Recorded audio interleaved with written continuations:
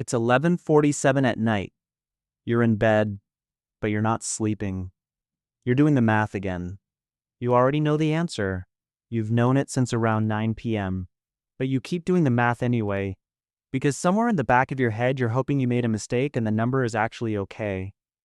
It's not okay. Your balance is negative $4.18. Not negative 400, not negative 40, negative $4.18. And because of that $4.18, your bank charged you $35. The $35 isn't because you're irresponsible. It's not because you weren't paying attention. It's because you had $4 less than zero for less than 24 hours. And the bank has a policy for that situation. The policy costs you $35. Right now, at that same bank, a customer with a much larger balance is getting a phone call.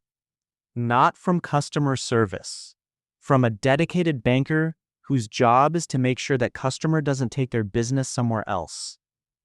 That customer isn't dealing with a $35 fee. That customer gets a phone call. I wanted to check in and see how things are going. Is there anything you need from us? Same bank, different world. This video is about the distance between those two people and what changes as you move through those levels. Level 1, no account.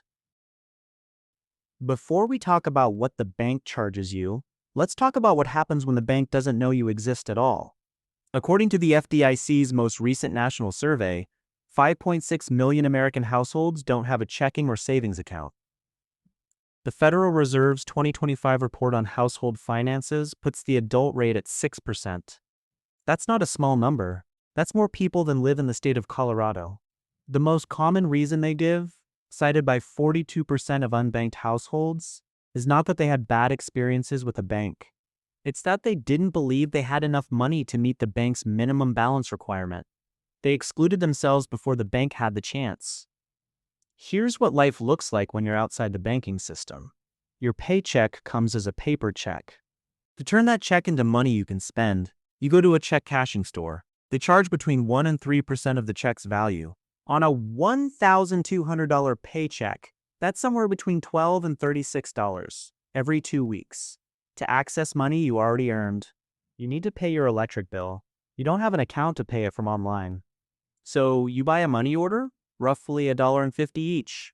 5 bills a month is $7.50, $90 a year, just to tell companies you paid them. You cannot build a credit history without an account. No credit history means no credit score. No credit score means no apartment without a cosigner, no car loan at a normal rate, no financial product that checks a file before saying yes. The Federal Reserve found that 22% of adults earning below $25,000 a year are unbanked. Among adults earning above $100,000, the number is 1%. The banking system has an entrance fee. At the bottom, that fee is high enough that millions of people decide not to pay it. They are not failed by the bank. The bank simply never saw them. Level 2, $50 in a checking account. You open an account. Maybe someone helped you. Maybe you walked in on your lunch break. Maybe you did it on your phone at midnight because you got tired of the check cashing line. You put in $50, your first deposit. The teller smiled, or the app showed a little animation, and something felt like progress. Here's what the bank didn't walk you through. The account has a monthly maintenance fee. At most large banks, it runs between $10 and $15. It gets waived if you keep a minimum daily balance, usually around $1,500, or if you have a qualifying direct deposit. You have $50. You don't have regular direct deposits yet. The fee charges on the first of the month.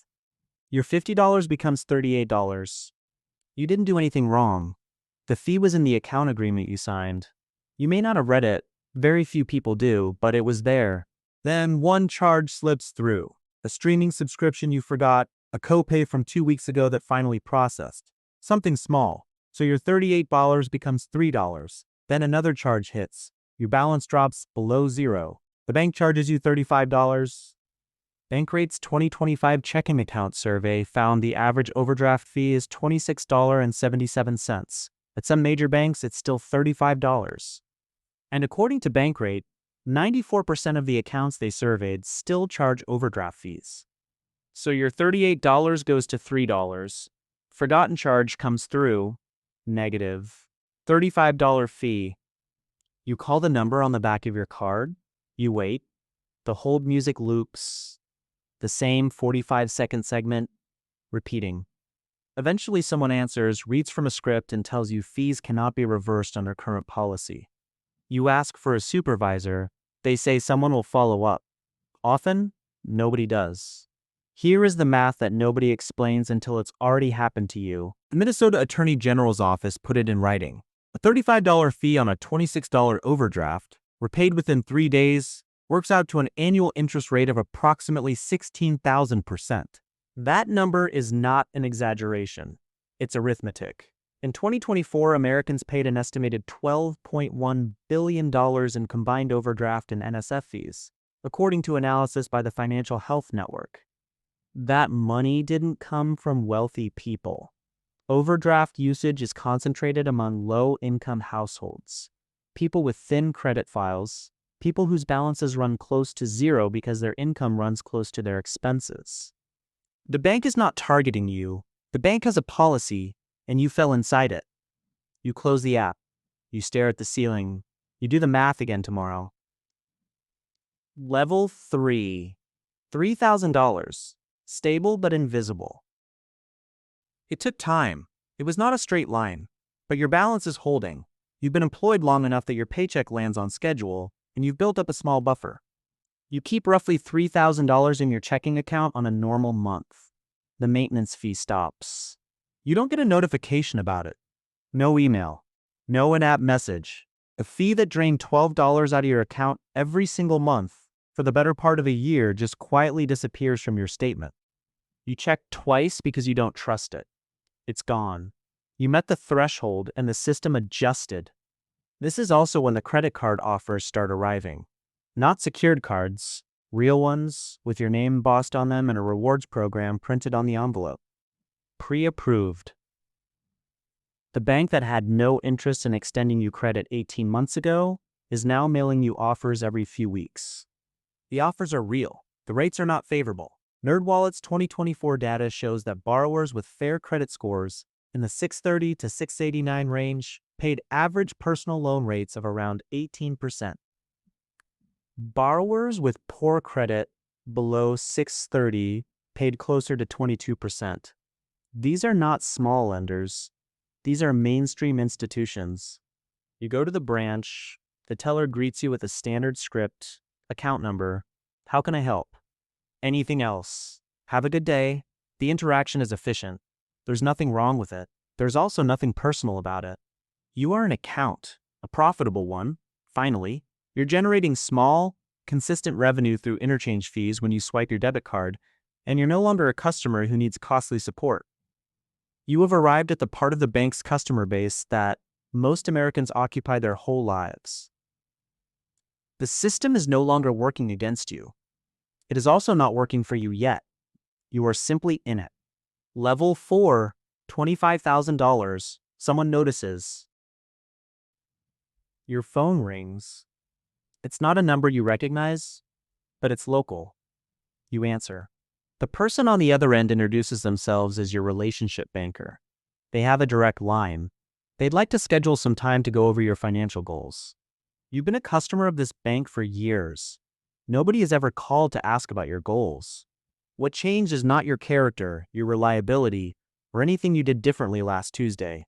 What changed is your balance crossed a number in the bank system, and that number triggered an assignment. There is a person at this bank whose job performance is partly measured by how many customers in your balance tier they retain. You are now worth retaining. This is also when the price of borrowing money starts to change in your favor. Credit scores of 740 and above, which you're now within reach of, assuming you've been paying on time, unlock meaningfully lower rates across almost every loan product. According to data from MyFICO, a borrower with a credit score above 760 can access a 30-year fixed mortgage at a rate roughly 1 full percentage point lower than a borrower in the 620 range. That sounds small. On a $300,000 loan over 30 years, it is tens of thousands of dollars. the price of money is not the same for everyone. The less you need to borrow, the cheaper it is to borrow. That is not a paradox. That is how the system was built. You meet with the relationship banker. She asks about your timeline, your goals, whether you're thinking about a home. She listens. She takes notes. She is genuinely trying to help you. She is also doing her job, and her job is to make sure you don't move your $25,000 to a competitor who's offering 0.5% more on a savings account. Level 5, $150,000. You become a client. Both things can be true. At most major banks, a specific threshold exists around $150,000 in combined deposits and investable assets. Chase calls it Chase Private Client. Other institutions have their own name for it, but across the industry, this is roughly where the experience of banking changes in ways that are hard to explain without experiencing them. You are assigned a dedicated banker, not someone who answers phones in rotation from a call center. A specific person with a direct number who already understands your relationship with the bank before your first conversations. When something goes wrong, a wire transfer freezes, a charge appears that you don't recognize, a document needs to be processed before the weekend. You call that number. The problem starts moving immediately instead of disappearing into a customer service queue. Fewer transfers, faster responses, direct access to people who can actually move the process forward. The same problem that took you 3 calls and 2 weeks to resolve when your balance was $50 now takes 11 minutes. Nothing about the problem changed. Nothing about the policy changed. The institution's willingness to move quickly changed because you have become expensive to lose. Fees that might have triggered a long argument at lower balances are now reviewed with far less friction. Same bank, same fee, different outcome. Customers with larger balances often gain access to relationship pricing, lending specialists, and opportunities that aren't offered to every applicant walking in off the street. Bankrate's data shows that the difference between the best and worst credit tiers over a 30-year mortgage adds up to more than $60,000 in total interest.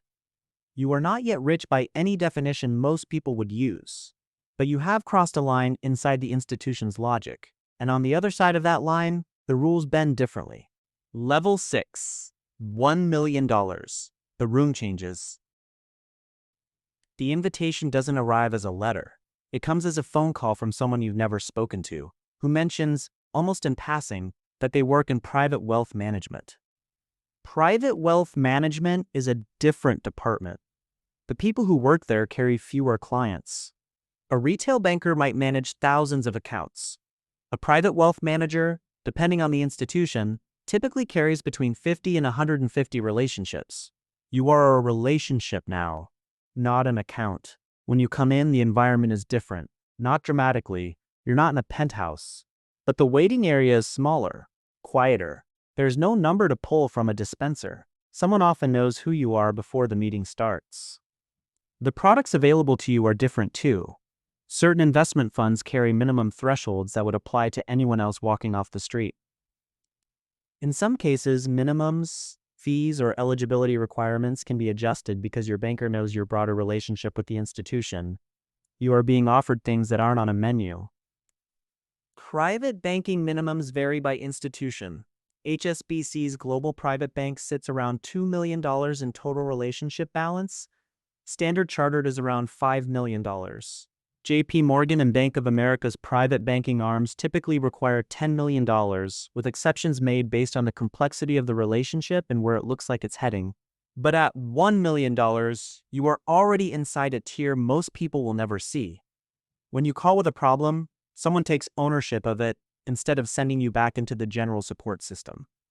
A fee that once required multiple calls to dispute may now be reviewed and resolved by someone who already understands your relationship with the bank. Level 7, $5 million and above, they work for you now. At $5 million, the bank's posture changes, not the decor, not the handshakes, the actual structure of how the institution operates around you. Your private banker manages a much smaller group of relationships than a traditional banker, allowing them to know your situation in considerable detail. He knows things you mentioned once. The sale of a business you've been thinking about, the foundation you want to establish, the property overseas. He remembered because his job requires it. But the effect, regardless of the reason, is that someone inside a major financial institution is tracking the details of your life. Interest rates and lending terms become more negotiable, especially when the bank wants to deepen or retain the relationship. The rate on a mortgage or a credit facility is a conversation between your banker and an internal credit committee, and that conversation starts from a different place than the rate sheet that hangs in the branch lobby. Certain investment opportunities become available through private placement channels, advisor networks, or institutional relationships that most retail investors never see. Not always, but sometimes deals with high minimums, funds that are oversubscribed before they open to the general market. You are shown these things because you have the assets to participate, and your participation makes the deal more attractive to other participants. You are not a customer the bank is trying to win. You are a customer the bank is trying not to lose. The difference between those two things is everything. One concrete thing that almost nobody talks about: when your paperwork needs processing, it gets processed faster. Not because the rules are different, they aren't. Because the policies were written with enough internal flexibility that the people handling your account know what matters. Requests that might sit in a retail queue for days are often reviewed and processed much more quickly. This is not special treatment in any legal sense. It is institutional priority, and it is real. Level 8, $25 million. You're on the other side of the table. At $25 million, something different happens. You stop being a client the bank manages. You become a relationship the bank organizes itself around. Multiple people inside the institution are responsible for maintaining and growing the relationship. Your satisfaction affects their performance reviews. Losing you would register in someone's quarterly numbers and require an internal conversations about what went wrong. The deals are not adapted from templates. They are drafted for you. Proposed solutions are often customized around your tax situation, estate planning goals, liquidity needs, and long-term objectives. Instead of searching for financing, you are often approached with lending solutions tailored to your balance sheet and objectives. Senior leaders may occasionally seek feedback from clients like you because relationships of this size influence how services are developed and delivered, not as a formality. Because you represent enough in assets that your preferences about a product will influence decisions that affect clients who will never know your name. You may find yourself invited to private events where senior executives, investment leaders, and top clients share the same room. Nobody asked that when your balance was negative $4.18. They were too busy charging you $35 overdraft fees for it. The bank never lied to you. Not once, at any level. Every fee was disclosed in the account agreement. Every rate was legal. Every policy existed in writing somewhere in the documents you signed. The bank did not deceive you when you were at level 2. It applied a policy that produced a $35 fee on a $4 shortfall, and that policy is working exactly as it was designed to work. The bank did not become generous when you reached level 5. It simply became more valuable to keep you than to charge you. It applied a different set of calculations, ones that made retaining you more valuable than extracting fees from you, and those calculations are also working exactly as designed. The system is consistent. It's just not consistent in the way most people assume. Most people assume a bank treats everyone roughly the same, and the differences are cosmetic. A nicer office, a warmer greeting. The differences are not cosmetic. The fee you pay, the rate you receive, the speed at which your problems are resolved, the people who pick up your call, whether anyone calls you at all, every one of those things is a function of what you are worth to the institution at that moment. That is not a scandal. It is a business model. The 8 levels weren't 8 different banks, they were 8 different versions of the same bank responding to 8 different amounts of value. Right now, someone is lying awake doing the math. They already know the answer. They've known it since 9 o'clock. The balance is wrong, and the fee is coming, and nothing they can do before morning will change it. And somewhere another customer is getting a call tomorrow because the bank has decided their relationship is worth protecting. Same institution, Same federal deposit insurance on the same dollars. Completely different treatment.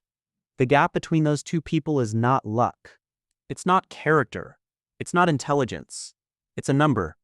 And the number determines everything the bank is willing to do for you or to you. That's not a flaw in the system. That is the system.